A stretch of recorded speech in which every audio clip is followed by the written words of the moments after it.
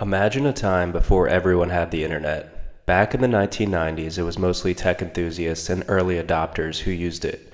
Today, it's everywhere, just like how mobile phones went from being bulky, expensive devices to something we all carry in our pockets. Bitcoin is following a very similar path. The three phases of adoption. Every major technology follows an S-curve of adoption. First, there are the innovators and early adopters, those who take the risk before the technology is widely understood. Then, the early majority starts to come in, and this is when things really start to take off. Finally, we see the late majority and laggards, where adoption becomes inevitable. Right now, Bitcoin is in the early majority phase, with about 5 to 15% of the global population using or holding it in some form. Bitcoin versus the internet. Bitcoin's adoption is often compared to that of the internet in the 1990s. Let's look at the numbers. In 1998, about 150 million people were using the internet. Today, in 2024, an estimated 300 to 400 million people own or use Bitcoin. Bitcoin is actually growing faster than the internet did. At this pace, Bitcoin adoption could hit 1 billion users by 2030, just like the internet reached that milestone in 2005. Now let's look at Bitcoin versus mobile phones. The adoption of mobile phones also followed a similar pattern. In the 1980s, mobile phones were expensive and only for the wealthy. By the 1990s, prices dropped and more people started using them. By the 2000s, mobile phones became essential to everyday life. Bitcoin is moving in the same direction.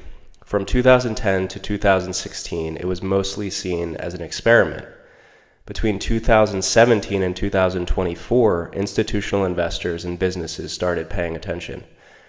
And by 2025 to 2035, we could see Bitcoin become a global financial standard.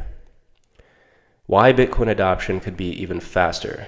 Unlike these past technologies, Bitcoin has unique advantages that could speed up its adoption. For example, the internet already exists. Bitcoin spreads faster because we already have global digital communication. Also, financial incentives. Bitcoin isn't just a technology, it's a store of value that rewards early adopters. Further, global economic instability. Countries with inflation and weak currencies are adopting Bitcoin as a hedge. And lastly, smartphone access. Billions of people can use Bitcoin instantly through mobile apps, even without banks. There are some challenges to Bitcoin's adoption, however. Such as regulation. Governments might try to control or limit Bitcoin's growth. Scalability. Bitcoin needs better infrastructure, like the Lightning Network, to handle mass transactions. And volatility. Some still see Bitcoin as too unstable for everyday purchases. So finally, where are we headed? If the trend continues, Bitcoin's adoption could follow this path. By 2024, we could see 300 to 400 million users, or 5 to 15% of adoption. By 2030 to 2035, we could have 1 to 2 billion users, or mainstream integration into the current financial system. And 2040 and beyond, Bitcoin could become a dominant global financial asset.